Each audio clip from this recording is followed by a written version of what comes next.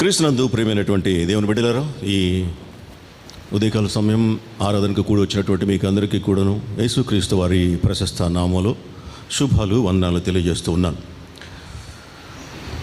మనము ధ్యానం కొరకు చదువుకున్నటువంటి వాక్య భాగం మత్తయి సువార్త 7వ అధ్యాయము 7వ వచనం నుండి 12వ వచనం వరకు చదువుకున్నాం. అడుగుడి మీకు ఇయ్యబడును, తట్టుడి వెదకుడి మీకు దొరకును, తట్టుడి మీకు తీయబడును.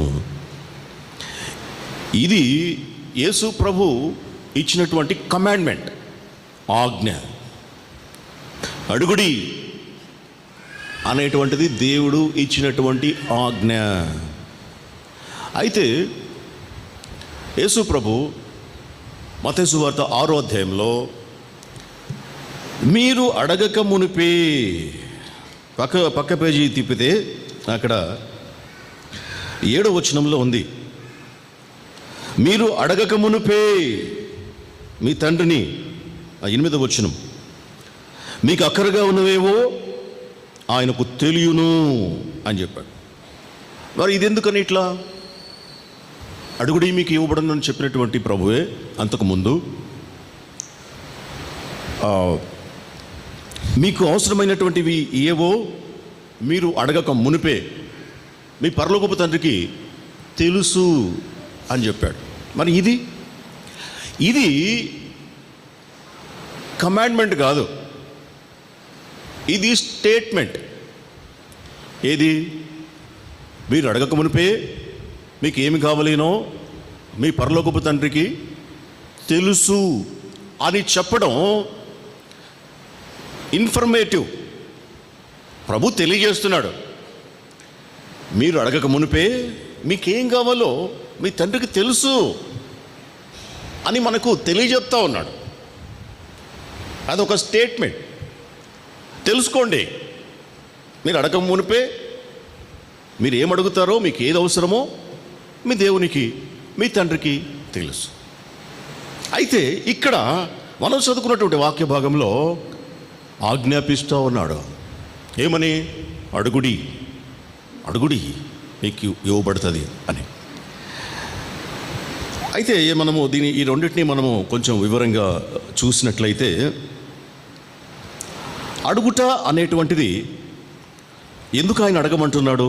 తెలిసినప్పటికీ కూడాను, మనకు ఏం కావాలో తెలుసు, అయినప్పటికీ కూడాను ఎందుకు అడగడంటున్నాడు అని మనం ఆలోచన చేస్తే, అడగటం అనేటువంటి ప్రక్రియలో బయలుపరచబడేటువంటి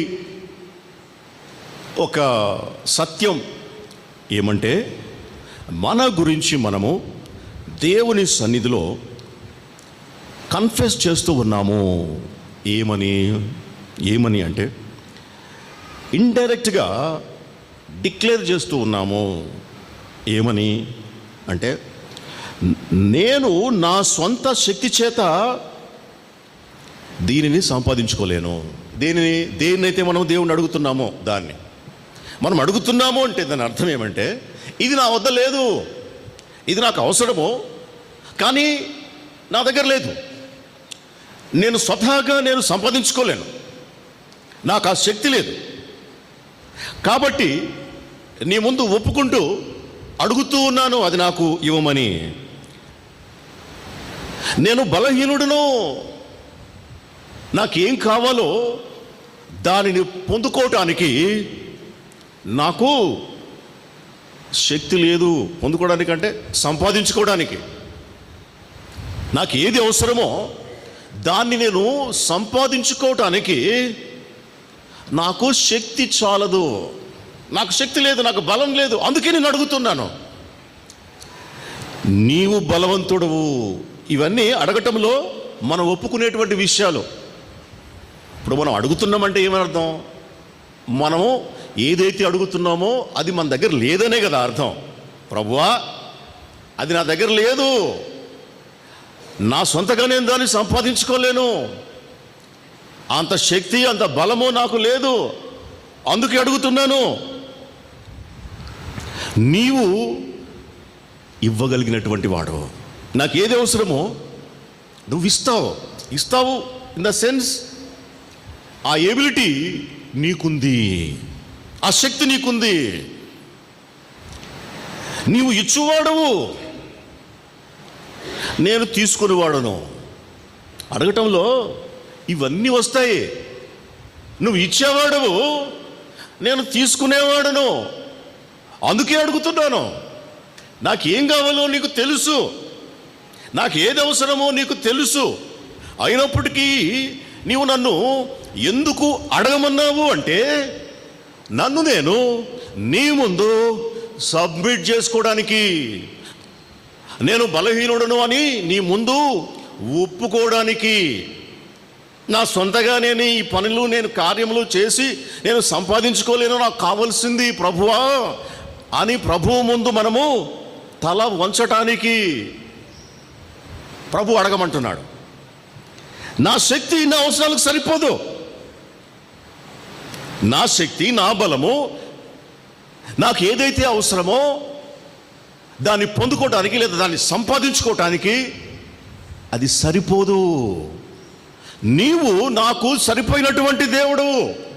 జస్ట్ అడగటంలో ఇన్ని విషయాలు ఉన్నాయి. మరి నీవు నా అవసరతలకు చాలిన దేవుడు, నీవు ఇచ్చువాడవు. శక్తి లేనటువంటి వారికి, బలము లేనటువంటి వారికి బలపరుచుటకు నీకన్నా గొప్ప దేవుడు ఇంకెవరున్నారు? ఆసారాజు చేశాడు ప్రార్థనలో. ప్రభు వెంటనే విన్నాడు, విని దానికి జవాబు అనుగ్రహించాడు. కారణం ఆసారాజు కన్ఫెషన్. దేవుని ముందు ఒప్పుకోవటం అనేటువంటిది దేవునికి చాలా ఇష్టం. దాన్ని ఎప్పుడు కూడా మర్చిపోకూడదు, నెగ్లెక్ట్ చేయకూడదు. అడగటంలో, దేవుణ్ణి అడగటంలో ఒప్పుకోలుంది, ఒప్పుకోవటం ఉంది. అందుకు అడగమంటున్నాడు దేవుడు. దేవుడు నీకేం కావాలో నాకు తెలుసు అని చెప్పినవాడు, నీకు ఏది అవసరమో నాకు తెలుసు అని చెప్పినవాడు అడిగితే ఇస్తా అని చెప్పడంలో ఏమైనా శాడిజమా? కాదు. దేవుని ముందు మనల్ని మనము తగ్గించుకొని ఒప్పుకోవడానికి, ఆయన బలాన్ని ఒప్పుకోవడం, మన బలహీనతను ఒప్పుకోవడం. కాబట్టి దేవుని ముందు ఒప్పుకోవటం అనేటువంటిది అడగటం అనేటువంటి దాని వెనకాల జరిగేటువంటి ప్రక్రియ. అందుకే దేవుడు ఏమంటున్నాడు? అడగమంటున్నాడు, అడుగుడి. కాబట్టి మనం ఏం అడగాల? మనకు అవసరమైంది ఏదో అడగాల, మనకి లేనిది ఏదో అడగాల, మనం దేనికోసం ఎదురు చూస్తున్నామో దాన్ని అడగాల. కాబట్టి అడుగుడి అని చెప్పింది దేవుడు. అడుగుడి అని చెప్పేసి ఫుల్ స్టాప్ పెట్టలేదు, ఆగిపోలేదు, మర్చిపోలేదు. అడుగుడి అన్న తర్వాత మీకు ఇవ్వబడును. వెనకాలే ప్రామిస్ ఉంది, వెనకాల వెంటనే వాగ్దానం ఉంది. అడుగుడి మీకు ఇవ్వబడుతుంది. ఒక మాట దేవుడు చెప్తే దాని వెనకాల ఎంత అర్థం ఉంటుందో మనకేం తెలుసు? ఇంత బుర్రతో ఆలోచిస్తాం దేవుడు ఎందుకు చెప్పాడు అని. కానీ దేవుని జ్ఞానం అపరిమితం. కాబట్టి అడగాలి. మనం ఎప్పుడు అడుగుతాం? మనకి ఏదైనా అవసరం వచ్చినప్పుడు మనము అడుగుతాం. అవసరం వచ్చింది ఒక వ్యక్తికి. పాత నిబంధనలో ఒక వ్యక్తిని, క్రొత్త నిబంధనలో ఒక వ్యక్తిని మనం చూద్దాం. అవసరం వచ్చింది ఎవరికి? సొలొమోను మహారాజు రాజ్యానికి వచ్చేటప్పటికి చాలా చిన్నవాడు, వయసులో చాలా చిన్నవాడు. రాజుల మొదటి గ్రంథం 3వ అధ్యాయం. రాజుల మొదటి గ్రంథం 3వ అధ్యాయం. సొలొమోను రాజ్యానికి వచ్చాడు. అప్పుడు దేవుడు ఆయనకు ప్రత్యక్షమయ్యాడు. దేవుడు ఆయనకు ప్రత్యక్షమై ఎప్పుడు, ఎలా? 5వ వచనం చదవండి. రాజుల మొదటి గ్రంథం 3వ అధ్యాయం 5వ వచనం. ఆ. ఉమ్. ఉమ్. ఉమ్. చాలు, ఒక్క నిమిషం. దేవుడు ప్రత్యక్షమై సొలొమోనుతో మాట్లాడుతున్నాడు. ఏమని? నీకు ఏది ఇష్టమో నీవు దానిని అడుగు. నీకు ఏది ఇష్టమో దానిని అడుగు అని సెలవిస్తూ ఉన్నాడు. అంటే ఏది ఇష్టమైతే దాన్ని అడగొచ్చా? అదే కదా దాని అర్థం. మనకు ఏది ఇష్టమైతే దాన్ని మనము అడగొచ్చనే కదా అర్థం. మనకు చాలా ఇష్టాలు ఉంటాయి ఈ లోకంలో. మన ఇష్టాలు చాలా ఉంటాయి. ఇది సమ్మతమా దేవునికి, సమ్మతము కాదా, ఇది దేవుని చిత్తమా, దేవుని చిత్తము కాదా అనేటువంటి నిమిత్తం లేకుండా నీకు ఏది ఇష్టమో అడుగు అనేటప్పటికీ మనం అడిగేస్తాం. దేవుడే చెప్పాడు కదా నీకు ఏది ఇష్టమో అడగమని. అయితే దానికి ఒక కండిషన్ ఉంటుంది. యోహాను సువార్త 15:7 ఒకసారి చదవండి. యోహాను సువార్త 15:7.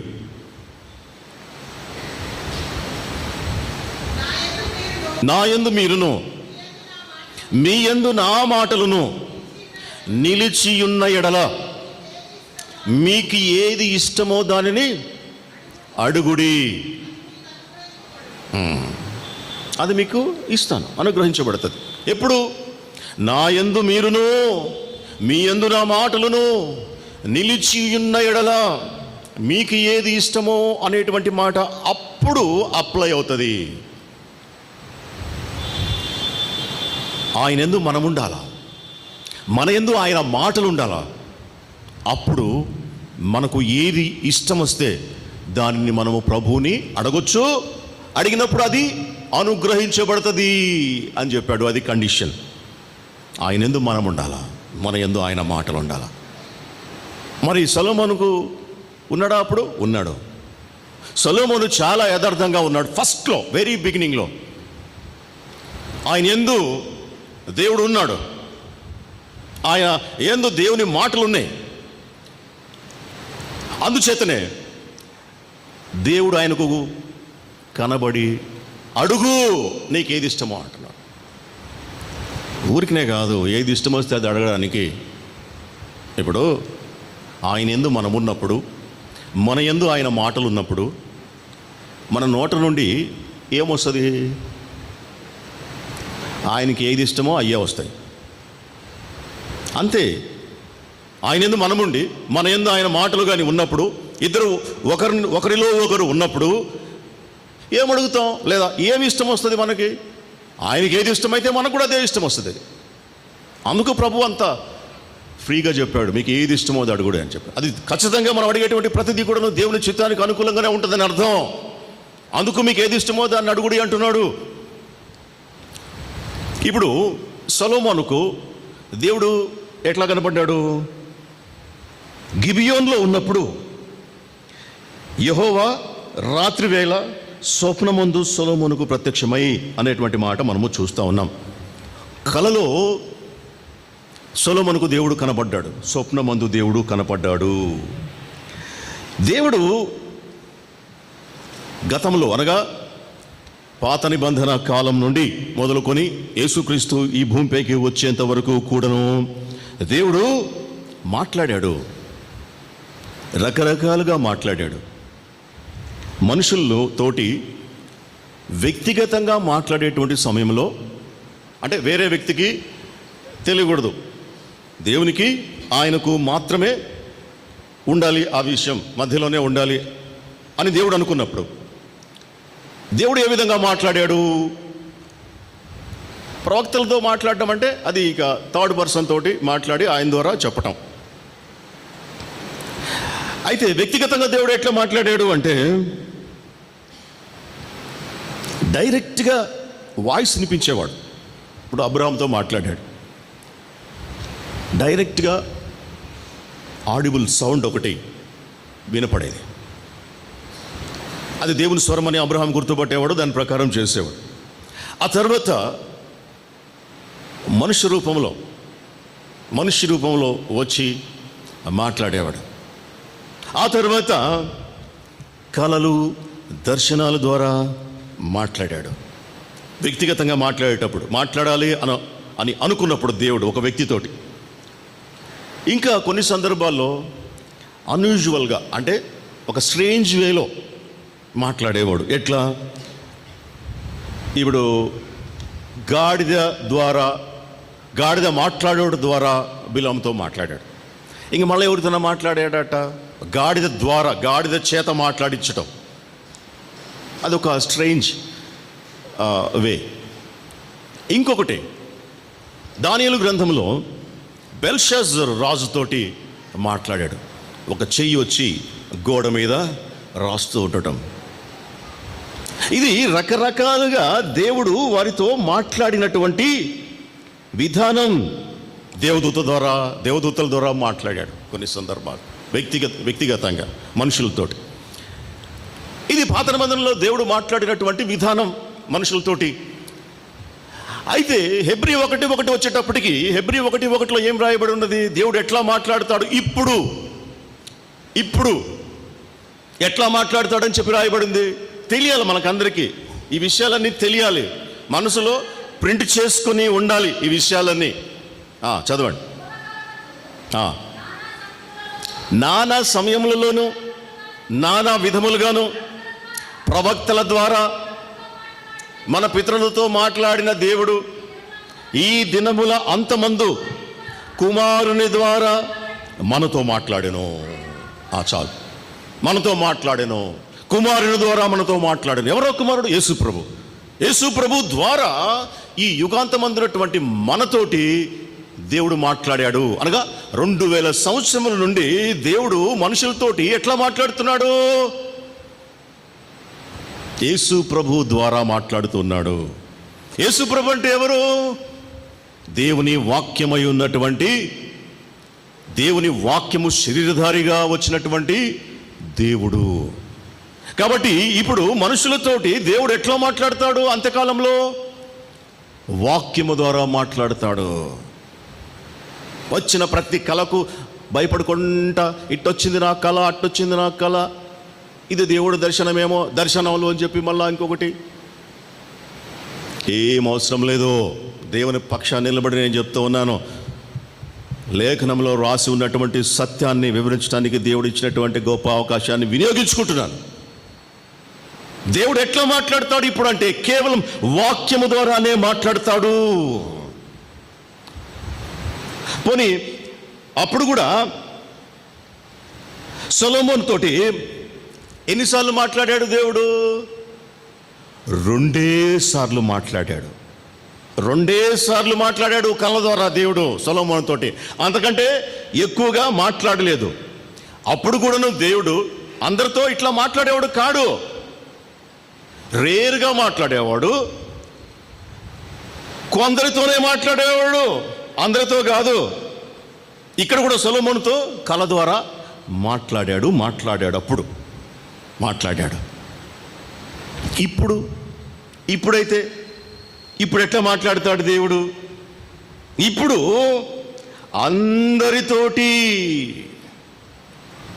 ప్రతి దినము, ప్రతి సమయము 24/7 దేవుడు మాట్లాడుతూనే ఉన్నాడు. ఏమని? అడుగుడి 2000 సంవత్సరముల నుండి దేవుడు వాక్యం ద్వారా మాట్లాడుతూనే ఉన్నాడు. అడుగుడి మీకు ఇవ్వబడును అని చెప్పేసి. ఇది దేవుడు మాట్లాడింది కాకపోతే ఇంకేంది? దేవుడు మాట్లాడుతూనే ఉన్నాడు. ఆయన విశ్రాంతి తీసుకోడు. ఆయన ఎల్లప్పుడూ మనిషితోటి మాట్లాడుతూనే ఉండాలి అని ఆశతోటి ఆయన ఈ భూమిపైకి పెంతెకోస్తు పండగ నాడు ఆత్మరూపిగా వచ్చి ప్రతి ఒక్కరితోటి ఉండటానికి, ప్రతి ఒక్కరితోటి మాట్లాడటానికి, ప్రతి ఒక్కరిని రక్షణలో గడిపించి నిత్య జీవంలోకి తీసుకుపోవటానికి ఆయన వచ్చి 2000 సంవత్సరములైంది. ఇంకా కలలు, విజన్స్, ఇంకొకటి ఎంత సిల్లీగా ఉంటుంది. ఆయనే వచ్చి డైరెక్ట్గా ఆయనే వచ్చి మనతోటి మన ఇంట్లో ఉండి మన చేతులతో ఉండి వాక్యం ద్వారా మాట్లాడుతూ ఉంటే ఆయన మాట్లాడేటువంటి స్వరమును ప్రక్కకు తోసి ఇది తెరవకుండా, ఇది ధ్యానం చేయకుండా, దీనిని వినకుండా కళ కావాలి, దర్శనం కావాలి. ఎందుకు ఇట్లా చెప్తున్నానంటే అజ్ఞానంలో ఉండకూడదు మనం. మీరు అజ్ఞానుల వలే కాక జ్ఞానుల వలే ఉండాలి అని చెప్పి లేఖనము తెలియజేస్తూ ఉంది.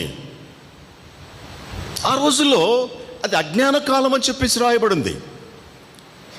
అప్పుడు దేవుడు చూసి చూడనట్లుగా వదిలేశాడు అని చెప్పి రాయబడింది. ఇప్పుడైతే అందరూ అంతటను మారు మనసు, అందరూ మారు మనసు పొందాలని చెప్పి ప్రభు డైరెక్ట్గా ఆత్మరూపిగా మనతో ఉండటానికి వచ్చి 2000 సంవత్సరంలో అయిపోయింది.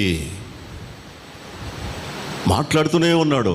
అడగండి అడగండి మీకు ఇవ్వబడుతుంది, అడుగుడి మీకు ఇవ్వబడుతుంది. అడుగు. మనం అడగం. మనకెవరన్నా వచ్చి నెత్తి మీద చెయ్యి పెట్టి లబలబల్లబల్లబల్లబల్ల అని ఏదో మాట్లాడి చెప్పాలా, ఇది దేవుని స్వరం. ఎంత మోసంలో ఉన్నాము.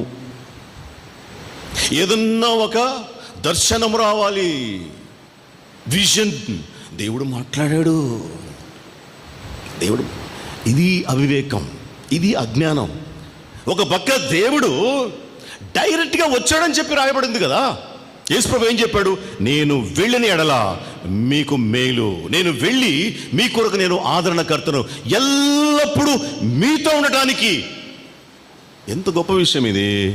ఆయన అది కూడా చెప్పాడు, మీరు ఆయనను చూడనేరరు. ఆయన మీకు కంటికి కనబడడు, కానీ మీలోనే ఉంటాడు, మీతోనే ఉంటాడు. ఎంత గొప్ప విషయం ఇది. ఉండటానికి ఆయన ఉన్నాడు, చదువుకోవడానికి లేఖనం ఉంది, ఆయన రాయించినటువంటి లేఖనం ఎల్లప్పుడూ మన చేతుల్లో ఉంటుంది, మన ఇంట్లో ఉంటుంది. ఒకటి కాదు, దాదాపు ఒక 10 కాపీలు ఉంటాయి ఒక క్రైస్తవుని ఇంట్లో, విశ్వాస ఇంట్లో. ముట్టిన పాపాన బోరు, చదివిన పాపాన బోరు. మళ్ళీ నాకు దేవుడు మాట్లాడాలి, దేవుడు మాట్లాడాలి. ఏంది ఇది? స్ట్రేంజ్ థింగ్ ఇది. అది కాదు స్ట్రేంజ్ థింగ్. మనం అనుదినము మన ఆత్మీయ జీవితంలో ఏ దిశలో మనం నడిపించుకుంటున్నామో ఇది చాలా ఆడ్ థింగ్. దీన్ని మనము సరి చేసుకోవాలా, మార్చుకోవాలా. కాబట్టి ఇక్కడ మనం చదివినట్లయితే సొలొమోను మహారాజు తోటి దేవుడు మాట్లాడాడు. నీకేది ఇష్టమో అడుగు అని చెప్పి అతనితో సెలవిచ్చాడు. సొలొమోను అడిగాడు. ఎట్లా అడిగాడు? అడగటం అనేటువంటిది ఎట్లా ఉండాలి, అడగటం అనేటువంటిది ఏ విధానంలో ఉండాలి అని మనం చూస్తే సొలొమోను అడిగినటువంటి విధానంలో ఇవన్నీ కూడా మనకు కనబడతాయి. సొలొమోను ఎట్లా అడిగాడు? వినయముతో అడిగాడు. సొలొమోను విశ్వాసంతో అడిగాడు, విధేయతతో అడిగాడు, స్వార్థము లేకుండా అడిగాడు. అడగటంలో ఇవన్నీ కనపడాలి. అడగటంలో కేవలం మన యొక్క అవసరత మాత్రమే కనపడాలి. అవసరత. దేవుడు మన అవసరతలు తీర్చేటువంటి దేవుడు కానీ కోరికలు తీర్చేటువంటి వాడు కాడు అనేటువంటి విషయం మనము ముందు జ్ఞాపకం ఉంచుకోవాలి. కోరికలకు అంతం ఉండదు. కోరికలు ఒకదాని పెట్టి ఒకటి, ఒకదాని పెట్టి ఒకటి, ఒకదాని ఒకటి, అంతు లేకుండా కోరికలు వస్తూనే ఉంటాయి. ఇవన్నీ తీర్చాలనా? అది కాదు దేవుని పని. నీ అవసరత ఏంది, మన అవసరత ఏంది, దాన్ని తీర్చడానికి ప్రభు ఉన్నాడు. తండ్రి బిడ్డల యొక్క అవసరతలను తీర్చేవాడు. ప్రభు ఇక్కడ అన్నాడు, మీ తండ్రిని మీరు గుడ్డును అడిగితే చేపనిస్తాడా? గుడ్డును అడగటం అనేటువంటిది మన అవసరత. ఆకలిగా ఉంది డాడీ నాకు కావాలి అన్నప్పుడు అది అవసరత అవుతుంది. అదే అవసరత దేవుని ముందు పెట్టాలి మనం. ఏ అవసరత అయినప్పటికీ, అది మానసికమా, శారీరకమా, సామాజికమా, కుటుంబమా, ఏదైనప్పటికీ కూడా దేవుని ముందు మనం పెట్టాలి. అవసరత, కోరిక కాదు. అవసరతను దేవుడు తీర్చేటువంటి వాడు. ఆ అడగటంలో ఎట్లా అడిగాడు సొలొమోను మహారాజు అనేటువంటి విషయాన్ని మనం చూసినట్లయితే 7వ వచనంలో, నా దేవా యెహోవా, నీ దాసుడనైన నన్ను రాజుగా నియమించి ఉన్నావు. నీ దాసుడు నా తండ్రి అయినటువంటి దావీదునకు బదులుగా నన్ను నీవు రాజుగా నియమించావు, అయితే నేను బాలుడను. ఇందాక మనం చెప్పుకున్నాం కదా, అడగటంలో ఏముండాలి అంటే, అడగటంలో నా సొంత శక్తి చేత నేను సంపాదించలేను, నేను బలహీనుడను, నీవు బలవంతుడవు, నీవు ఇచ్చువాడవు, నేను తీసుకునేవాడను, నా శక్తి నా అవసరతలకు సరిపోదు, నాకు సరిపోయినటువంటి దేవుడవు నీవే అని ఒప్పుకోవటం అని ముందుగానే మనం చెప్పుకున్నాం. అడగటం అనేటువంటి దాంట్లో ఇన్ని అర్థాలు వస్తాయి. అది అడగటం అంటారు, దాన్ని అడగటం అంటారు. కాబట్టి ఇవన్నీ సొలొమోను మహారాజు ఆత్మీయ జీవితంలో ఉన్నాయి. నేను బాలుడను, బలహీనుడును, నేను ఇంత పెద్ద పని చేయలేను, నువ్వైతే నన్ను రాజుగా నియమించావు, కానీ రాజుగా ఉండి కార్యాలు నెరవేర్చడానికి నా వయసు కానీ, నా అనుభవం కానీ, నా బలము కానీ సరిపోదు. అయితే నేను బాలుడను, కార్యములు జరుపుటకు నాకు బుద్ధి చాలదు, ఈ పనులు చక్కబెట్టడానికి నాకు జ్ఞానము సరిపోదు ప్రభువా, నీ జ్ఞానము కావాలి, ఈ పని జరిగించడానికి నీ జ్ఞానం నాకు కావాలి. నేను బలహీనుడను, నీ దాసుడునైన నేను నీవు కోరుకొనిన జనుల మధ్య ఉన్నాను, వారు విస్తరించి ఉన్నందున వారిని లెక్కబెట్టుటయు వారి విశాల దేశమును తనిఖీ చేయుటయు అసాధ్యము ప్రభువా, ఇది నాకు సాధ్యమయ్యేటువంటి పని కాదు. ఒప్పుకుంటున్నాడు. ప్రభు ఏం చెప్పింది, దేవుడు ఏం చెప్పాడు, అడగమన్నాడు. నీకు ఏది ఇష్టమో దాన్ని అడుగు, నేను ఇస్తాను అని చెప్పాడు. ఇప్పుడు కూడా మన ప్రభు ఏం చెప్పాడు, మనం చదువుకున్నటువంటి వాక్య భాగంలో, అడుగుడి మీకు ఇవ్వబడును అని చెప్పాడు. అంతే కదా. అయితే అడగమన్నప్పుడు సొలొమోను ఎట్లా అడుగుతున్నాడు అనేటువంటిది మనం చూస్తే, మనము కూడా ఎట్లా అడగొచ్చు అనేటువంటిది కొంచెం ఒక పిక్చర్ వస్తుంది మనకు. కాబట్టి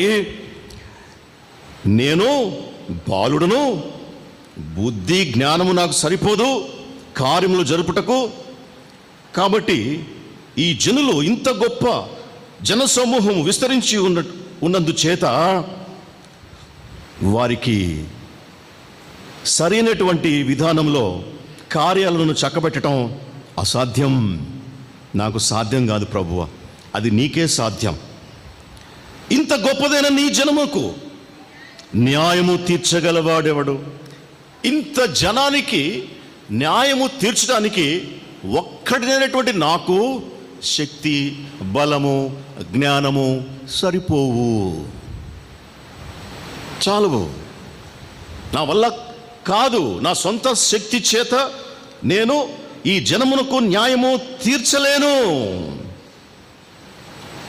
ఎవడు తీర్చగలడు? ఏ మనిషి కూడాను తీర్చడం కష్టం.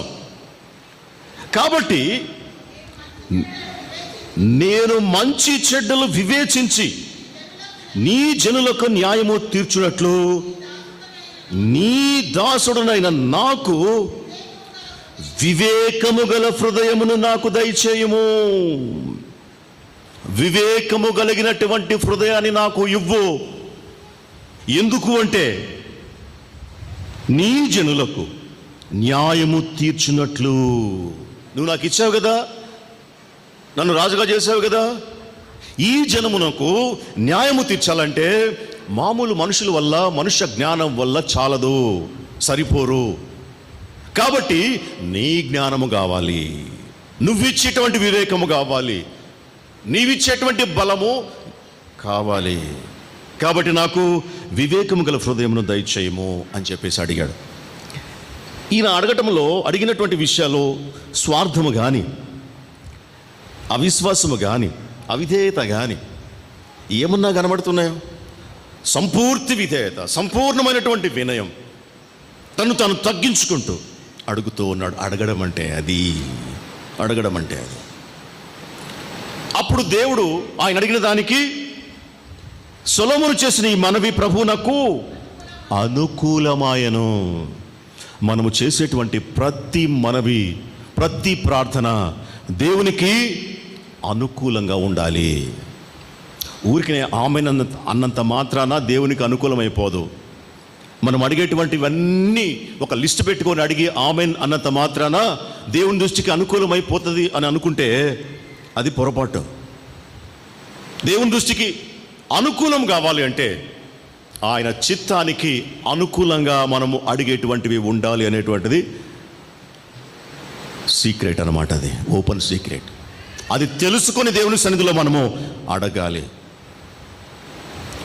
కాబట్టి సొలొమోను అడిగినటువంటి ఈ విధానం దేవుని దృష్టికి అనుకూలమైంది. కాబట్టి దేవుడు దీర్ఘాయువును అయిన నువ్వు అడగలేదు, ఐశ్వర్యమైన నీవు అడగలేదు, నీ శత్రువుల ప్రాణమైన నీవు అడగలేదు. న్యాయమును అనుగ్రహించుటకు వివేకము అనుగ్రహించుమని, న్యాయమును గ్రహించుటకు వివేకం అనుగ్రహించుమని నీవు అడిగితివి. నీవు ఈలాగు అడిగినందున నీ మనవి ఆలకించుచూ ఉన్నాను.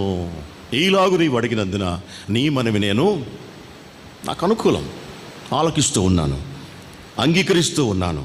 నువ్వు ధనం అడగలేదు, ఐశ్వర్యం అడగలేదు, నీ శత్రువుల ప్రాణం అడగలేదు, దీర్ఘాయువును కూడా నువ్వు అడగలేదు.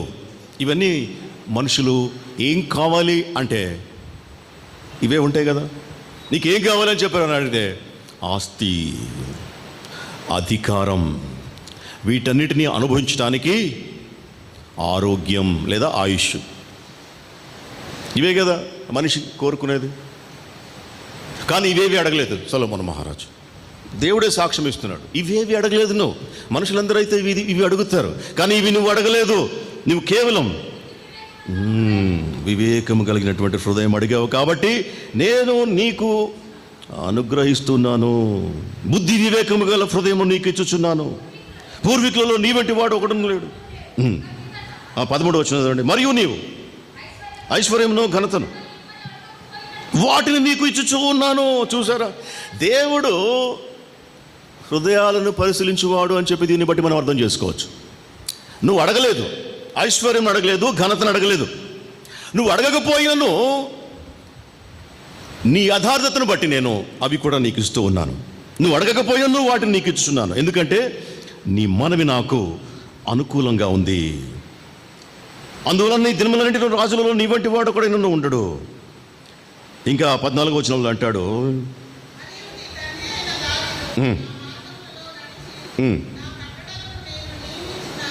ధర్మమంతటిని గైకొనున్నట్లు నీవు నడిచి వాటిని గైకొని ఎడల నిన్ను దీర్ఘాయుష్మంతునిగా చేసేదను అనెను. నిన్ను దీర్ఘాయుష్మంతునిగా చేస్తాను. నువ్వు ఆయుష్ కూడా అడగలేదు, కానీ అక్కడ కండిషన్ పెట్టాడు. ఆయుష్ని ఇస్తాను అని చెప్పినప్పుడు అక్కడ కండిషన్ ఉంది. నీకు ధనం ఇస్తాను అని చెప్పినప్పుడు కండిషన్ లేదు. నీకు ఐశ్వర్యము ఘనత ఇస్తాను అని చెప్పినప్పుడు అక్కడ కండిషన్ లేదు. ఎప్పుడైతే దీర్ఘాయుష్ నీకు ఇస్తాను అని చెప్పినప్పుడు కండిషన్ మనకు కనబడతా ఉంది. ఏమని చెప్తున్నాడు? నీ తండ్రి అయిన దావీదు నా మార్గంలో నడిచి నా కట్టడలను నేను నియమించిన ధర్మమంతటిని గైకొనినట్లు నీవు నడిచి వాటిని గైకొనిన ఎడలా. సొలొమోను ఎన్ని రోజులు బ్రతికాడో తెలుసా? కేవలం 60 సంవత్సరాలు. సొలొమోను బ్రతికిన కాలం 60 ఏండ్లు మాత్రమే. తన తండ్రి బ్రతికిన సంవత్సరాలు కూడాను సొలొమోను బ్రతకలేదు. కారణం, ఈ కండిషన్ను ఆయన ఫుల్ఫిల్ చేయలేకపోయాడు. యథార్థంగా దేవుని దృష్టిలో నడుచుకోలేదు. తాను నియమించినటువంటి ధర్మం అంతటిని గైకొనలేదు. సొలొమోను దేవుడి నుంచి వేరైపోయాడు. సొలొమోను మనస్సు దేవుని పైన నుండి ఆయన భార్యలు త్రిప్పివేసిరి అని చెప్పేసి రాయబడింది. అందుచేత 60 ఏళ్లకే ఆయన ఈ లోకమును వదిలిపెట్టి తనువు చాలించి చనిపోయాడు. చనిపోయే ముందు మళ్ళా తిరిగి ప్రసంగి 12వ అధ్యాయంలో కన్ఫెస్ అయినట్లుగా అక్కడ మనము చూస్తాం. దేవుడు అడిగితే ఇచ్చేవాడు. ఆ అడిగే విధానాన్ని మనము చూసాం. ఇంకొక చిన్న విషయం చూసేసి మనము ముగించేసుకుందాం. మార్కు సువార్త 10వ అధ్యాయం క్రొత్త నిబంధనలో, ఒకవేళ అది పాత నిబంధనలే అనుకుంటే, మార్కు సువార్త 10వ అధ్యాయంలో బర్తిమయి అనేటువంటి ఒక గుడ్డివాడు ఉన్నాడు. బర్తిమయి, అతనికి కళ్ళు లేవు. అతను ఎరికో పట్టణం రోడ్డు ప్రక్కన కూర్చొని భిక్షం అడుక్కునేటువంటి వాడు. కారణం, తాను గుడ్డివాడు కాబట్టి, తనకు కళ్ళు లేవు కాబట్టి, తను ఏమీ పని చేయలేనటువంటి స్థితిలో భిక్షం అడుక్కుంటా ఉన్నాడు రోడ్డు ప్రక్కన కూర్చొని. రోడ్డు ప్రక్కన గుడ్డివారు ఎట్లా భిక్షం అడుక్కుంటారు?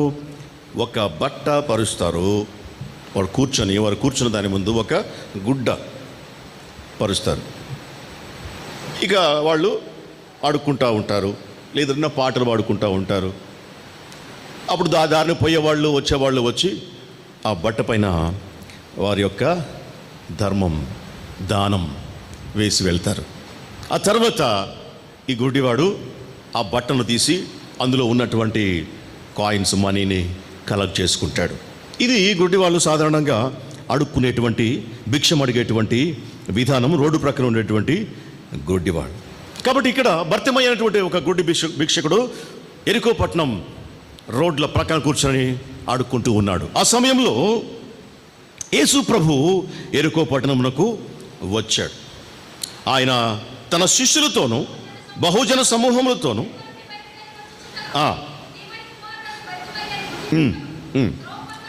కూర్చుండెను. ఈయన నజరేయుడైన యేసు అని వాడు విని. ఇప్పుడు ఆ గుడ్డివానికి కళ్ళు కనపడవు, కానీ చెవులు వినబడుతూ ఉన్నాయి. అది చాలా గొప్ప విషయం. దేవుడు చెవికి ఇచ్చినటువంటి ప్రాధాన్యత కంటికి ఇయ్యలేదు. లేఖనంలో క్లియర్గా ఉంది, కన్ను నిన్ను అభ్యంతరపరుస్తుంది అని చెప్పేసి అన్నాడు, కానీ చెవి గురించి చెప్పినట్టుగా లేదు. నీ కన్ను నిన్ను అభ్యంతరపరిచినట్లు దానిని పీకి పడేయమన్నాడు. కన్ను అభ్యంతరపరుస్తుంది, అందుకే చూసి నమ్మిన వానికంటే చూడక నమ్మిన వారు ధనిలు అని చెప్పాడు తోమతోటి యేసు ప్రభు. లేఖనములలో కూడాను దావీదు మహారాజు అంటాడు, ఏమంటాడు? నీవు నాకు 40 కీర్తనలు, 40వ కీర్తన 6వ వచనం, బలులనైనను నైవేద్యములనైనను నీవు కోరటలేదు. బాగా చూడండి, నీకు నా నుంచి బలి కోరటం లేదు, నైవేద్యము కోరటం లేదు, నీవు నాకు చెవులు నిర్మించి ఉన్నావు. దేనికి? మాట వినటానికి. నీవిచ్చినటువంటి ఆజ్ఞను వినటానికి చెవులు నిర్మించావు. అది నీకు ఇష్టం. ఏది ఇష్టం? బలి కంటే నీ మాట వినటం నీకు ఇష్టం. నైవేద్యము కంటే నీవిచ్చినటువంటి ఆజ్ఞను గైకొనుట నీకు ఇష్టం. ఇదే మాట సౌలుతోటి సమూయేలు చెప్పడం మనం చూస్తాం 1 సమూయేలు గ్రంథంలో. ఒకడు తన మాటను వినుట ద్వారా దేవుడు సంతోషించినట్లుగా బలి ఇస్తే సంతోషిస్తాడు అనుకున్నావా? నువ్విచ్చేటువంటి బలి కంటే, హోమాల కంటే, అర్పణల కంటే మాట వినుట శ్రేష్టం అని చెప్తాడు. మాట వినాలి నువ్వు అని చెప్పి దేవుడు చెవులనిచ్చాడు. పలుమార్లు యేసు ప్రభు చెప్పాడు. ఏమంటాడు? చెవులు గలవాడు వినుగాక. ప్రకటన గ్రంథంలో ప్రతి సంఘముతో మాట్లాడుతూ చివర్లా ఏమంటాడు? ఆత్మ సంఘములతో చెప్పుచున్నటువంటి మాటలు చెవి గలవాడు వినుగాక. చెవి చాలా ప్రాధాన్యమైనటువంటిది. కన్నులు లేవు ఈయనకి, కానీ చెవులు ఉన్నాయి. ఆ చెవులతోటి యేసు ప్రభును గురించి ఈ భర్తెమయి విన్నాడు. ఆయన గురించినటువంటి సమాచారాన్ని సేకరించి పెట్టుకున్నాడు. ఎట్లా తెలుసు మనకి?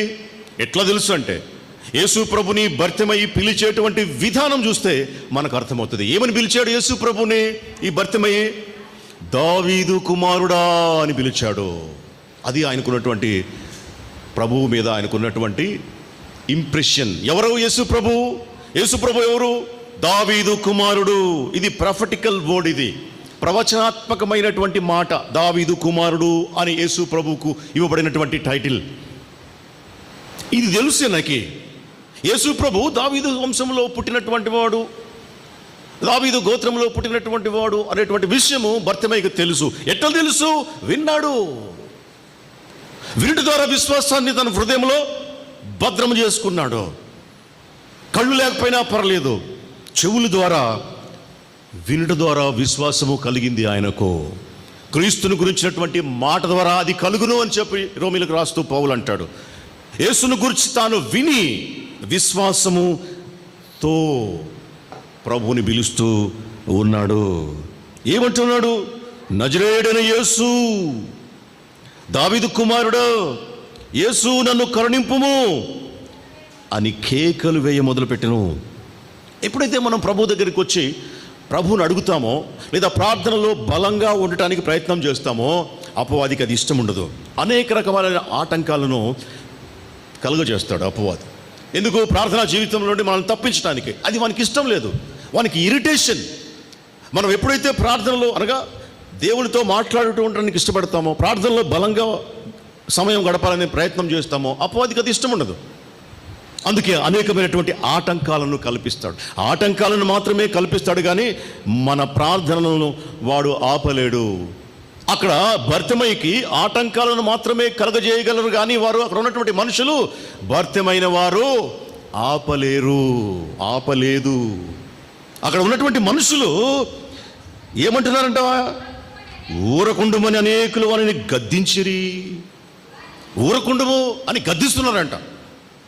ఎందుకు? ఈయన కళ్ళు లేవు, భిక్షగాడు, ఎవరు పట్టించుకోరు. గద్దించినా పట్టించుకోరు, తిట్టినా పట్టించుకోరు, కొట్టినా పట్టించుకోరు. అందుకే బలహీనుడు అంటే అందరికీ లోకువే, గుడ్డివాడంటే అందరికీ లోకువే. అందుకే చాలామంది అక్కడ ఊరుకుండు కేకలు ఎందుకు పెడతావు నువ్వు అని ఆయనను గద్దిస్తున్నారంట. గద్దిస్తే విన్నాడా ఆయన? గద్దిస్తే వింటాడా? వింటామా? ప్రభువుతోటి మనము అడుగుతున్నప్పుడు, మాట్లాడుతూ ఉన్నప్పుడు ఎవరు ఎన్ని గద్దించినా, ఎవరు ఎన్ని ఆటంకాలు పెట్టినా మనము అడగటం మానకూడదు, అడగటం మనం ఆపకూడదు. అపవాది ఆటంకాలు పెడతాడు కానీ మనము ఆపకూడదు. చదవండి. నన్ను కరుణింపుమని మరి ఎక్కువగా కేకలు వేసాను. మరి ఎక్కువగా వాళ్ళు గద్దిస్తూ ఉంటే ఇంకొంచెం ఎక్కువగా ప్రార్థన చేయడం ప్రారంభించాడు, కేకలు పెట్టడం ప్రారంభించాడు. అప్పుడు యేసు నిలబడ్డాడు. యేసు ప్రభు వాని కేకలు విన్నాడు, నిలబడ్డాడు. వాని కేకలు, వాని ప్రార్థన యేసు ప్రభువుని నిలబెట్టాయి. పోయేవాడు ఆగాడు. ఆగి ఏమంటున్నాడు? వానిని పిలువుడి అని చెప్పగా అప్పుడు ఏమంటున్నారు? వాళ్ళే ఎవరు? ఇందాక ఊరకుండము అని చెప్పి గద్దించారే ఆ మనుషులు, చుట్టుపక్కల ఉండేవాళ్ళు వాళ్ళే ఏమంటున్నారు ఇప్పుడు? వారు ఆ గుడ్డివాణిని పిలిచి, ధైర్యము తెచ్చుకునుము, ఆయన నిన్ను పిలుచుచున్నాడు. ఎప్పుడైతే మన యొక్క మనవి ప్రభు ఆలకిస్తాడు, మనకున్నటువంటి వ్యతిరేకంగా ఉన్నటువంటి పరిస్థితులన్నీ అనుకూలంగా మారిపోతాయి. అదే జరిగింది ఇక్కడ. ఆయనకు ప్రతికూలంగా ఉన్నటువంటి వారందరూ కూడాను ఇప్పుడు ఏమంటున్నారు? నిలబడి అక్కడ, ధైర్యం తెచ్చుకో, భయపడు, మాకు ప్రభు పిలుస్తున్నాడు నేను. వాళ్ళే అంటున్నారు. అది దేవుడు మనం ఆలకించినప్పుడు అటువంటి అద్భుతాలు జరుగుతాయి. వ్యతిరేకంగా ఉన్నటువంటి వారందరూ కూడాను అనుకూలంగా మారుతారు. సామెతల గ్రంథం 16:7 రాయబడింది, ఒకని ప్రవర్తన యెహోవాకు ప్రీతికరమగునప్పుడు ఆయన వాని శత్రువులను సహా వానికి మిత్రులనుగా చేయును. ఒకని ప్రార్థన దేవుడు ఆలకించినప్పుడు ఆయన వాని శత్రువులను మిత్రులుగా చేస్తాడు. ఇక్కడ కూడా అదే, ఆయన అడ్డగించినటువంటి వాళ్ళు, గద్దించినటువంటి వాళ్ళు, ఆగు ఉన్నటువంటి వాళ్ళు, ప్రభు ఆగి వాడిని పిలవండి అని చెప్పగానే ధైర్యం తెచ్చుకో, ప్రభు నిన్ను పిలుస్తున్నాడు అంటున్నాడు. కీర్తనలు 114:8 ఆయన బండను నీటి మడుగుగాను, చెక్కుముకి రాతి బండను నీటి ఊటలనుగా చేయువాడు. ఎవరైనా గెస్ట్ చేస్తారా? బండను, చెక్కుముకి రాతి బండను. చెక్కుముకి రాతి బండ అంటే ఇట్లా కొడితే నిప్పులు వస్తాయి, దాన్ని చెక్కుముకి రాయి అంటారు. నిప్పులు వస్తాయి. అటువంటి రాళ్లలో నుండి సహితం దేవుడు నీటిని రప్పిస్తాడు, నీటి మడుగుగా చేస్తాడు, నీటి ఊటలుగా చేయబడు. ఆయనకు అసాధ్యమైనటువంటిది ఏది లేదు. ఒకవేళ మనం అనుకోవచ్చు, ఈ సమస్య నాకు అసాధ్యం, ఈ పరిస్థితులు నాకు అసాధ్యం, ఇది దాటలేను, ఇది నా వల్ల కాదని. మనకు అసాధ్యమే, కరెక్టే. కానీ దేవునికి కాదు కదా, దేవునికి అన్నీ సాధ్యం. ఎప్పుడైతే మన మనవి ఆయన చెవిన పడుతుందో మన పరిస్థితులు అన్నీ కూడాను మారిపోతాయి, తలకిందులైపోతాయి. మనము ఊహించిన విధముగా పరిస్థితులన్నీ కూడా చక్కబడిపోతాయి. నిన్ను ఆటంకించిన వాళ్ళు, అడ్డగించిన వాళ్ళు, అడ్డు చెప్పిన వాళ్ళు, అవమానించిన వాళ్ళు, గద్దించిన వాళ్ళు, వాళ్ళే వచ్చి ధైర్యం తెచ్చుకో అంటున్నారు. అది దేవుని యొక్క శక్తి, బలము. అంతటి వాడు బట్టను పారవేసి దిగ్గున లేచి. బట్టను ఎందుకు పారవేశాడు? మనం చెప్పుకున్నాం కదా, బట్ట అంటే ఏంది? బట్ట వానికి జీవనాధారం.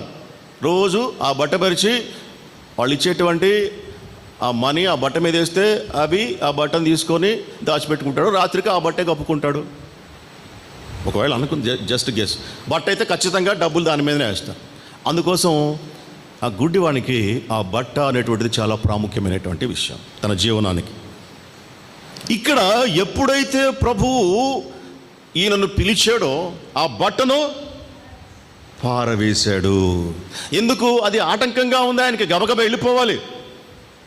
గుడ్డివానికి ఆ బట్ట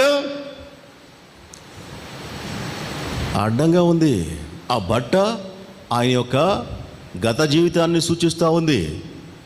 ఆ బట్ట తాను గుడ్డివాడు అనేటువంటి ఐడెంటిటీ, తను గుడ్డివాడు అని చెప్పి తెలియజేసేటువంటిది, తన గత జీవితానికి సంబంధించినటువంటిది. ఆ బట్ట అతని నిస్సహాయతకు నిదర్శనం, ఇతరులపైన ఆధారపడడానికి సాదృశ్యం.